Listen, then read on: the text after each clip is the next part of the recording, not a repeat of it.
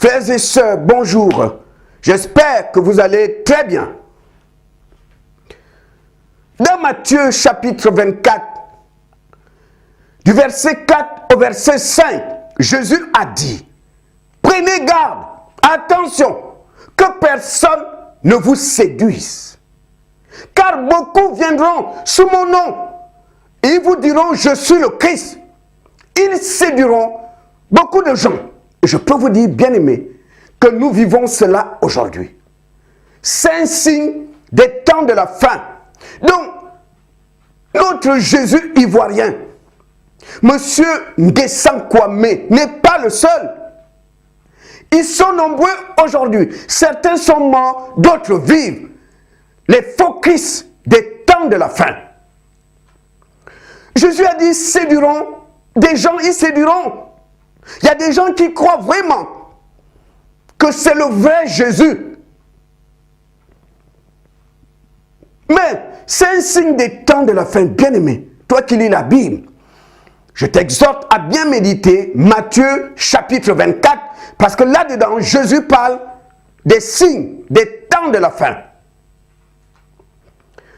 Il a parlé aussi des faux pasteurs, des faux prophètes qui seront nombreux, ils feront même des miracles et séduiront beaucoup de gens. Et je peux vous dire qu'aujourd'hui, ils sont nombreux. Les pasteurs d'argent. Quand vous lisez les écrits des apôtres, Paul, Pierre, Jacques, les autres, vous allez remarquer, ils mettaient en avant le salut des âmes. Mais nous, on met en avant les enveloppes d'argent. L'argent, aujourd'hui, on met l'argent en avant. À l'époque de Paul, l'argent existait. L'argent existait.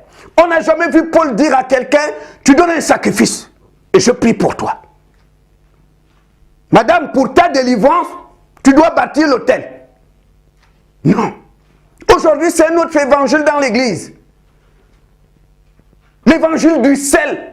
L'évangile des autels, des sacrifices, des offrandes. Les pasteurs de l'argent. Les pasteurs des enveloppes. Et tu vas entendre certains dire, non, on ne vient pas voir l'homme de Dieu, les mains vides. Tu viens voir l'homme de Dieu, les mains vides. Quel mensonge! Nicodème est venu voir Jésus, les mains vides. Nicodème est venu voir Jésus, les mains vides. Des escrocs sont dans l'église. Pour le pognon, je vous fais un petit témoignage. Il y a une dame, elle habite là, Cergy-Pontoise. Elle voulait venir dans notre église. Je lui ai dit, ma soeur, tu as 2 enfants. Prendre les transports en commun de Cergy jusqu'ici, c'est tout un voyage. Cherche plutôt au niveau de Cergy, d'Argenteuil. Les églises sont là, puisqu'aujourd'hui en région parisienne, on a des églises partout. Elle a accepté. Un jour, comme elle ne connaissait pas les églises du coin, elle va au supermarché faire des courses. Et à la sortie, elle a croisé des frères et sœurs qui prêchaient l'évangile. Elle était contente. Elle a dit, moi, je suis une catholique. Je ne connais pas la Bible. Votre église se trouve où? Parce que j'habite à Cergy ici. Je suis là. On lui a donné l'adresse. L'église se trouvait à Argenteuil. C'est une catholique. La seule prière qu'elle maîtrise, c'est « Je vous salue Marie ». Elle a bien dit « Je ne connais pas la Bible ». C'est une femme qui vit seule avec ses 2 enfants. Le premier dimanche, elle est partie à l'église d'Argenteuil en prenant le bus. Elle regarde dans l'église. Elle m'a fait le compte rendu le soir. Elle m'a dit « Mon frère, on n'était même pas 30 personnes. » Alors, le pasteur a prêché. Et à la fin, il a demandé, est-ce qu'il y a des nouvelles personnes? Elle a levé la main, elle et un homme. Le pasteur a dit, bon, après le culte, je voudrais m'entretenir avec vous pour quelques minutes. Tout le monde est parti. Ils sont restés 2. Quand son tour arrive, le pasteur l'invite au bureau. Ma fille, tu peux t'asseoir. C'est la première fois Oui, pasteur. Vous habitez loin d'ici? Non, je suis là à Cergy. Ok, gloire à Dieu. Vous travaillez? Oui. Bon, je ne veux pas être long. Tous les mois, j'attends la dîme. Parce que cette salle, on loue la salle. Donc tout le monde doit mettre sa main dans la poche. Donc tous les mois, j'attends ta dîme et tes offrandes. Il a prié, la dame est partie. Le soir, elle m'a appelé pour me faire le compte rendu. Elle m'a dit, mon frère, je m'en vais pour la première fois, je suis une catholique. On ne m'enseigne même pas la parole de Dieu. Monsieur tout de suite me parle d'argent. J'ai mes 2 gosses à nourrir, je paie un mari. Il veut que je donne la dîme et des offrandes tous les mois. Elle n'est plus retournée là-bas. Elle a arrêté. Alors que je vous parle, elle est à la maison. Regardez ces gens. Ce n'est pas le salut des âmes qui est important pour eux. C'est le pognon. On ne l'a même pas laissé recevoir la parole de Dieu pendant 1 mois ou 2 mois. Le premier jour, on lui a parlé d'argent. L'argent. Quand vous regardez l'évangile de Paul et des autres apôtres, eux ne mettaient pas l'argent devant. La preuve, Paul lui-même travaillait de ses mains. Il fabriquait des tentes, il les vendait. C'était le salut des âmes. C'est ça qui brûlait dans leur cœur. Que des âmes soient sauvées. Mais nous aujourd'hui, c'est l'argent. La cupidité envahit les cœurs. Tous les pasteurs veulent devenir riches. Tout le monde veut devenir riche. Tout le monde. Vous avez des églises, on ne donne pas les pièces pendant les offrandes. On cherche l'argent. Tout pasteur veut devenir riche. Donc, bien aimé, je voulais juste vous dire que M. Nguessan Kwame, notre Christ de Côte d'Ivoire, n'est pas le seul. Ils sont un peu partout, exactement comme Jésus l'a dit. Beaucoup viendront et ils vous diront, je suis le Christ. Et on le vit aujourd'hui. Dans cette vidéo, j'ai essayé de prendre quelques photos de ces faux Jésus qui sont un peu partout dans le monde.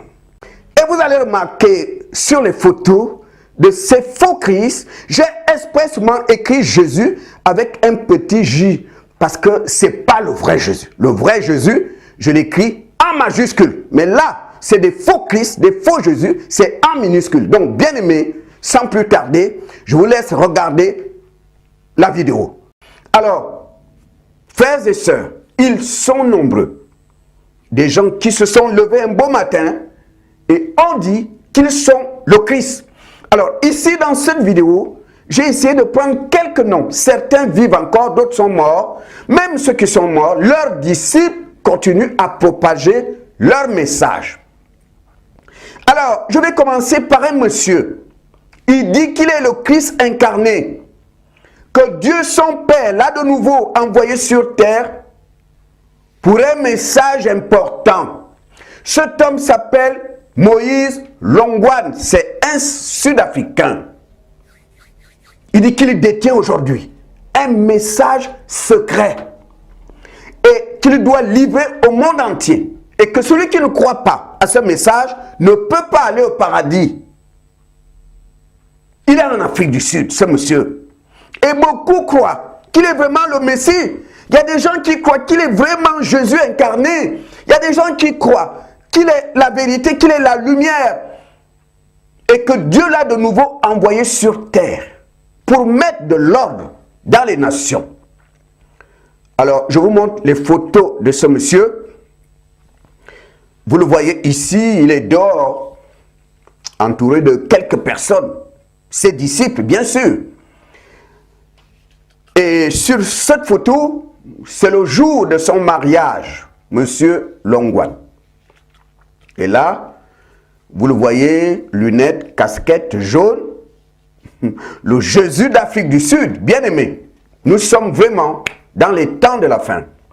Alors, on le voit ici, en train de prêcher dans son église, monsieur Longwan. Alors, sur cette photo, là, il est devant sa maison. Longwan n'est pas le seul, frères et sœurs. On a un monsieur aussi qui s'est levé un beau matin et a dit en Ouganda qu'il est Jésus et que Dieu l'a de nouveau envoyé parce qu'il y a du désordre dans le monde, pour arrêter les guerres, pour livrer le message de paix à l'humanité. Alors, ce monsieur s'appelle Bissaka, il est en Ouganda. Frères et sœurs, des gens font des courbettes devant ce monsieur. Les gens croient qu'il est vraiment le vrai Jésus. Ce Jésus ougandais n'est pas le seul. Il y a un monsieur qui dit aux gens qu'il est vraiment Jésus, le vrai Jésus incarné. Et que son Père l'a de nouveau envoyé sur terre pour l'Église. Parce qu'il y a du désordre dans l'Église. Ce monsieur est un Brésilien. Il s'appelle Iniri Cristo. Mais son vrai nom, c'est Alvaro Tess. Ce monsieur est au Brésil. Je vous assure, frères et sœurs, il a du monde. Il a construit un grand temple. Des gens font des courbettes lorsqu'il passe. On l'adore, il est vénéré. On croit vraiment qu'il est le Messie, que Dieu a de nouveau envoyé son Fils pour sauver le monde. Ce monsieur dit qu'il est le vrai Jésus, qu'il est la lumière du monde, que c'est lui le chemin et que son Père l'a de nouveau envoyé sur terre pour guider l'Église. Et il nous fait savoir que ce n'est que par lui qu'on peut avoir le salut. Frères et sœurs, il y a des gens qui ont cru à ce mensonge et qui courent derrière lui au Brésil. Donc, vous allez le voir là, frères et sœurs. Là, il est assis sur, je dirais, son trône, dans son église. Et vous avez à côté de lui le drapeau brésilien. Et sur cette photo, il est debout en train de s'entretenir avec ses disciples. Il faut comprendre que les disciples de ce monsieur s'habillent en bleu ciel. Je ne sais pas pourquoi.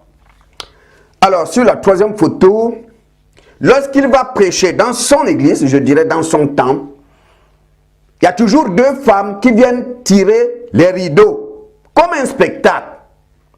Voilà le monsieur qui nous dit qu'il est Jésus, qu'il est le Christ, et que Dieu son Père l'a de nouveau envoyé sur terre pour mettre de l'ordre dans l'église et dans le monde. Il veut même que les grands de ce monde aillent auprès de lui pour avoir des conseils. Ce monsieur, il est au Brésil, il y a des gens qui croient qu'il est Jésus, il y a des gens qui l'adorent. Alors, sur cette photo, on le voit comment il se déplace tranquillement avec sa petite machine, n'est-ce pas? Et cet homme est toujours habillé en blanc, toujours son écharpe rouge à l'épaule, toujours l'écharpe rouge à l'épaule. Alors, sur cette photo, on le voit et un peu au loin, ces femmes, il a beaucoup de femmes, ce monsieur. Voilà, c'est tout ce que je peux vous dire de ce monsieur. Mais Iniri Cristo, frères et sœurs, n'est pas le seul. Non, on a un monsieur, un homme, il s'appelle Bupet, il habite en Zambie. Il dit qu'il est le Christ, que Dieu l'a envoyé sur terre, il est la lumière et qu'il détient le seul message pour le salut des âmes. Il dit qu'il est venu compléter ce qu'il avait dit au premier voyage avant d'être crucifié. Et que cette fois-ci, il est revenu, il ne sera pas crucifié. Il dit qu'après sa mission, il va disparaître de la surface de la terre. Alors, ce monsieur s'appelle Bupet, c'est le Jésus de Zambie, il est en Zambie. Alors, sur cette photo, vous le voyez là, n'est-ce pas? Des gens sont tout autour de lui, il dit qu'il est Jésus. Il y a quand même des gens qui croient qu'il est le vrai Jésus. Et je dois vous dire aussi que là où il habite, il y a une grande barrière. Et que devant sa porte, vous allez trouver des pauvres, des handicapés, des misérables, des malades. Parce qu'on attend qu'il sorte de sa barrière et qu'il puisse vous toucher. Les gens croient que s'il vous touche, vous allez être guéri. Ce qui fait que devant chez lui, il y a des gens allongés par terre qui attendent sa sortie pour recevoir les bénédictions. Il s'appelle Bupet, il est en Zambie. C'est le Jésus, le Christ de Zambie. Alors, on le voit sur cette photo. Il est assis chez lui tranquillement au salon. Et sur cette photo, excusez-moi, ce monsieur est en train de réparer, je dirais, changer la roue de sa voiture. Et vous avez un peu devant, au fond, deux de ses disciples. Parce qu'il a des disciples en Zambie, ce monsieur. Il y a des gens qui croient qu'il est le vrai Jésus. Il a des disciples. Alors, Bupet n'est pas le seul. Il y a un monsieur qui a des milliers et des milliers de disciples. Les gens croient vraiment qu'il est le vrai Jésus qui est revenu sur terre. Cet homme a laissé pousser les cheveux. Cet homme a laissé pousser la barbe pour faire croire aux gens qu'il est le vrai Jésus qui est revenu sur terre. C'est un Russe. Il s'appelle Vissarion. Frères et sœurs, Vissarion a des disciples. C'est le Jésus de Sibérie. En fait, il s'est retiré pour aller construire son temple en Sibérie. La Sibérie, c'est en Russie.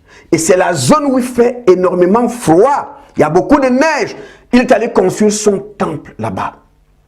Bien aimé, la presse internationale vient voir Vissarion. Des gens vont le voir, même des hommes d'affaires, voir Vissarion. Il a un pouvoir, ce monsieur. Il est dans son coin avec des milliers de disciples. Lorsque Vissarion passe, des gens font des courbettes. On le considère vraiment comme le vrai Christ qui est revenu sur terre. Et ce monsieur dit que c'est lui seul aujourd'hui qui détient la vérité. Que lorsqu'il est venu sur terre avant d'être crucifié, il y a des choses qu'il avait oubliées. Il avait oublié de dire certaines choses aux hommes. Et que cette fois-ci, il est venu compléter l'évangile. Donc, il est venu compléter pour que les gens sachent, pour qu'on ne se pose plus de questions. Il est venu, il dit qu'il est la lumière et qu'il va apporter la lumière dans des points de doctrine où les gens ne sont pas d'accord. Il dit qu'il est le vrai Jésus et que son Père l'a de nouveau envoyé pour redresser l'Église. Vissarion, le Jésus de Sibérie. Alors, vous le voyez ici, assis sur son siège, le Jésus de Sibérie. Et là, vous avez cette photo, là, il est habillé tout en blanc. Ce monsieur se lève, toujours habillé en blanc. Vous allez remarquer que tous ces Jésus qui sont un peu partout aiment toujours s'habiller en blanc. Je ne sais pas pourquoi. Alors là, il est en train de saluer ses adorateurs. Il est en train de les saluer. Sur cette photo, on voit Vissarion entouré de ses disciples. Il a beaucoup de disciples, ce monsieur. Et sur cette photo, là, il est dans son église, oui, je crois. Voilà, Vissarion toujours en train, n'est-ce pas, d'être applaudi. Tout le monde veut le toucher quand il sort de chez lui, puisque tout le monde veut toucher Jésus. Des gens veulent la bénédiction, d'autres cherchent des délivrances et des guérisons. Donc, à chaque fois qu'il va passer, il y a toujours du monde qui l'attend de la sortie de chez lui. Là, il est chez lui tranquillement. Je ne sais pas ce qu'il fait. Monsieur Vissarion, là, il est habillé tout en rouge, toujours avec les bains de foule, ce monsieur. Alors, sur cette photo, regardez un peu, il est là, Vissarion, il est en première ligne, et derrière lui, toute une file. Il s'agit de ses disciples. Regardez tout ce monde qui est derrière lui. Et là, il est en Sibérie, comme je vous l'ai dit, la Sibérie, il y a toujours la neige là-bas et tout, il fait froid. Donc, Vissarion est là avec ses disciples, ses initiés. Alors, sur cette photo, on le voit, il a toujours habillé en rouge, ce monsieur. Et là, Vissarion, pendant la Noël, est en train de prendre le repas de Noël avec ses disciples, monsieur Vissarion.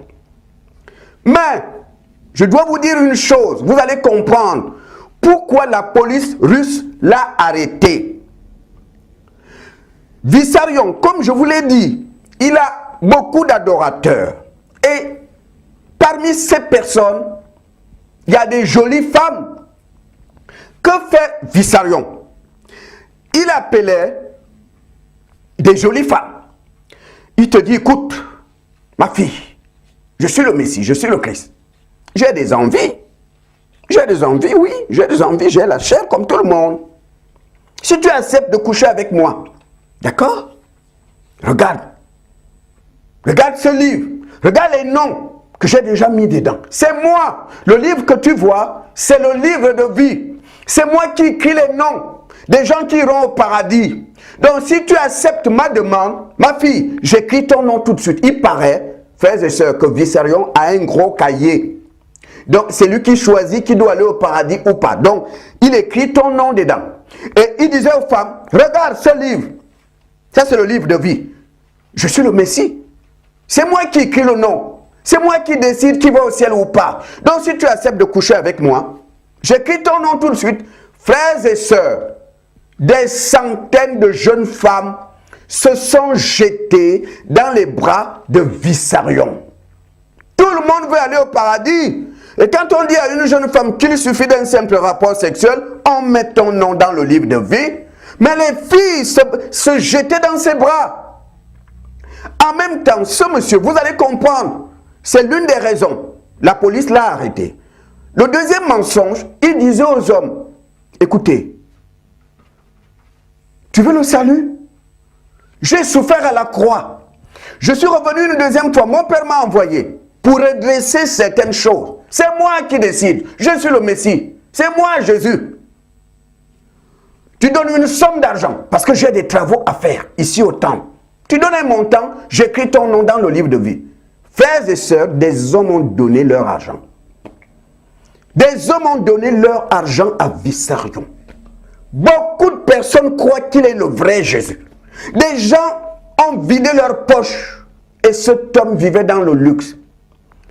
Mais le problème, c'est que certaines personnes qui le touchaient, il faisait ses incantations et autres, et qui avaient donné l'argent, n'ont jamais été délivrées, n'ont jamais été guéries. Et les femmes qui le couchaient en désordre, certaines personnes vont porter plainte. C'est pourquoi la police est venue l'arrêter. Au moment où je vous parle, il est en prison. Et là, je vous montre une photo de ce monsieur Vissarion. Voilà. Là, il est arrêté par la police. Mais, alors qu'il est en prison, ses disciples continuent, n'est-ce pas, à faire des réunions et à prêcher le message de Vissarion, en attendant qu'il sorte de la prison. Il dit qu'il est Jésus. Ok, nous avons une autre personne qui a été au Kenya. Dire au Kenyan qu'il est le vrai Jésus, lui aussi a laissé pousser les cheveux et la barbe. Et certains Kenyans ont vraiment cru que cet homme est le Christ. Jésus est revenu. Il est revenu comme la Bible dit. Les gens ont cru qu'il est le vrai Jésus. Il s'appelle Michael Job. Alors, sur cette photo, vous le voyez là. Et là, il est au milieu de deux militaires kenyans. Ensuite, sur cette photo, il paraît qu'il est mort, ce monsieur. Il est mort, il était malade. Il est mort. Beaucoup de Kenyans ont été déçus. Parce que des gens venaient le toucher. Ces personnes croyaient qu'elles vont être guéries. Et ces personnes pensaient à la femme qui souffrait d'une perte de sang depuis 12 ans. Ce qui fait que quand Michael Job sortait de chez lui là où il dormait, des gens venaient le toucher, croyant que ils aussi recevront la guérison comme la femme qui souffrait d'une perte de sang de 12 ans. C'est pour vous dire que les gens croyaient vraiment qu'il est le vrai Jésus. Voilà, il est mort, ce monsieur. Alors, Michael Job n'est pas la dernière personne à dire qu'il est le Christ, le véritable Christ. Il y a un monsieur, frères et sœurs, qui a un succès fou au Japon. Il dit qu'il est le Christ. qu'il dit qu'il est le vrai Jésus. Il le dit à la presse, il le dit à tout le monde et il a en ce moment des milliers d'adorateurs. Il s'appelle Matayoshi. C'est le Christ japonais. Il a un temple, ce monsieur. Alors là, vous avez sa photo. Il a un temple. Il dit que c'est par lui, c'est par son message que le monde sera sauvé. Il dit que c'est pourquoi Dieu le Père l'a de nouveau envoyé sur terre pour mettre de l'ordre, pour arrêter les guerres, pour éviter les famines, pour éviter les épidémies, et qu'il a la solution, qu'il est venu combattre le diable pour un monde meilleur. Ça, c'est son message. Et il y a plein de gens qui croient qu'il est vraiment le Messie. Qu'il est vraiment le Messie. Pour ces Japonais, le Messie est de retour. Le Christ est de retour. Donc, ce monsieur, vous allez remarquer que il a une habitude. Il sort de chez lui avec sa voiture. Parfois, il s'arrête à un carrefour. Le plus souvent, il monte sur le toit de sa voiture pour prêcher. C'est comme ça qu'il fait. Il fait le tour du Japon. Il s'arrête quelque part. Ensuite, il monte sur le toit de la voiture et commence à prêcher son évangile. Son évangile. Le message qu'il a pour sauver le monde. Donc, c'est comme ça qu'il fait. Donc, vous allez voir sur cette photo, là, il est sur le toit de sa voiture. Il passe son temps à faire ça. Donc, un peu partout, là, il est sur le toit de la voiture. Voilà, il prêche son évangile, qui est un mélange de la Bible plus ses rajouts. C'est ça son évangile, ce monsieur. Donc, vous le voyez ici, c'est lui. Frères et sœurs, Matayoshi, le Jésus japonais, le Christ japonais, n'est pas le seul. Il y a une autre personne qui dit non, c'est moi le vrai. C'est moi le vrai Jésus. Je suis revenu sur terre. J'ai pris une forme humaine. Mais c'est mon père qui m'a envoyé. Il s'agit d'un Britannique, il s'appelle David Schaller. Il dit qu'il est Jésus. C'est sa photo, là, je vous montre sa photo. Il dit, il a des disciples, frères et sœurs, il a des disciples. Et comme les autres, toujours habillés en blanc. Et là, vous le voyez sur cette photo, il est là, entouré de ses disciples. Et là, il est allé, il s'est retiré de la ville, aller dans un coin, n'est-ce pas, prier avec quelques personnes. Bien sûr, celui qui croit qu'il est le Messie, s'il te demande d'aller passer des moments de prière, vous allez accepter à partir du moment où vous croyez qu'il est le Christ. Et là, je vous montre cette photo, il est assis, n'est-ce pas, habillé toujours en blanc, assis sur une chaise. Là, il est en train de se balader avec un de ses disciples, ce monsieur. Voilà. Et je peux vous dire qu'il y a des gens qui croient vraiment qu'il est le vrai Messie et qui vont le voir. Des gens reviennent de un peu partout. Regardez cette femme africaine qui s'est déplacée pour aller voir David Schaller. On croit vraiment qu'il est le vrai Jésus. Cette femme s'est déplacée. Pour elle, elle est venue voir Jésus pour ses problèmes, pour chercher les bénédictions. C'est pour vous dire qu'en dehors de la Grande-Bretagne, il y a des personnes à l'étranger qui croient que David Schaller est le vrai Christ. Cet Africain est venu le voir pour des prières, pour des guérisons, pour chercher la bénédiction. Parce que pour elle, la personne qui est à côté de lui en blanc est le vrai Jésus. C'est pourquoi Jésus a dit dans Matthieu 24 qu'ils séduiront beaucoup de gens. Vous vous rendez compte, des gens voyagent pour venir voir le Jésus britannique David Schaller pour chercher des bénédictions et des délivrances. Là, on le voit ici, n'est-ce pas? Il fait ses prières incantatoires, n'est-ce pas, le soir, sur cette photo. Mais David Schaller, comme les autres, parce que ces faux Jésus sont des agents du diable, en vérité. Mais c'était le viol, il violait les femmes. Il viole les femmes.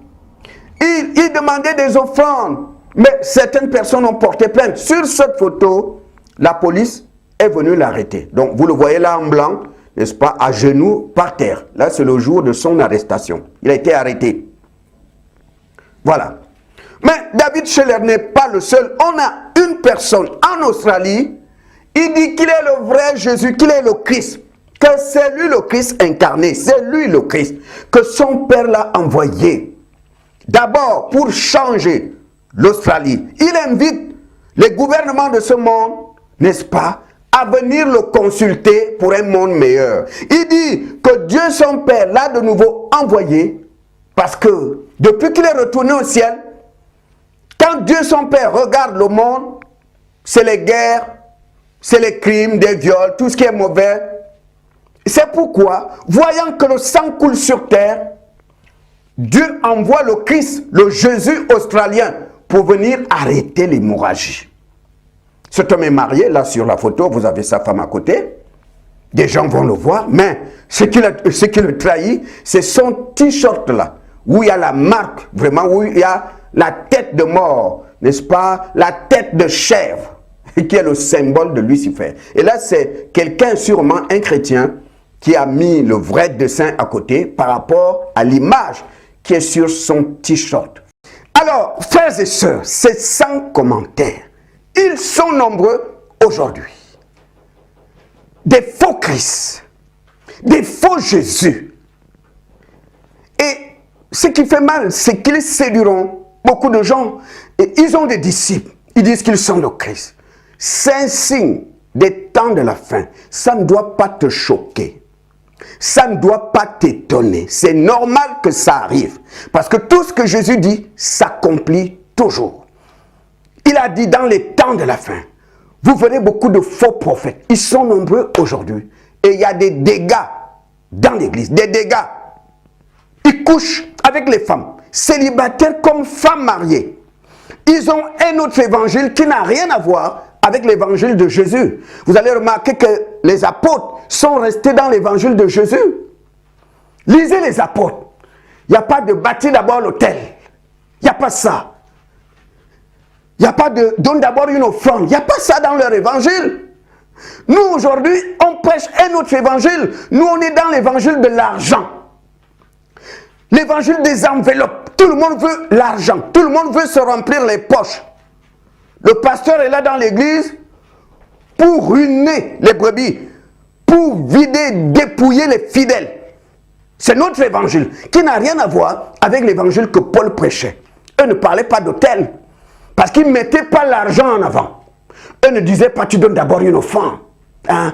Eux ne parlaient pas de il faut mettre le sel à la maison. Le sel. Pour chasser les démons. Eux chassaient les démons au nom de Jésus. Mais nous aujourd'hui, les démons sont chassés par le sel à la maison. Nous aujourd'hui, on n'hésite pas à dire aux gens, tu dois faire un sacrifice. Paul et les autres apôtres allaient lire leurs écrits. Ils parlent de leur ministère.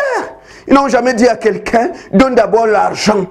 Or nous aujourd'hui, plus tu donnes de l'argent, plus tu es considéré par le pasteur. Tous les pasteurs veulent s'habiller comme des princes. Ils veulent avoir la meilleure voiture du monde. Ils veulent habiter dans des châteaux. On fait maintenant de l'œuvre de Dieu une entreprise. Eux mettaient en avant le salut des âmes, mais nous, on a mis en avant l'argent. Bien-aimés, nous sommes dans les temps de la fin. Jésus a parlé des faux prophètes, ils sont nombreux aujourd'hui. Il a parlé des faux Christ qui viendront. On vit cela aujourd'hui. Ça doit nous amener à méditer la parole de Dieu et à comprendre que Jésus est à la porte. Que Dieu vous bénisse.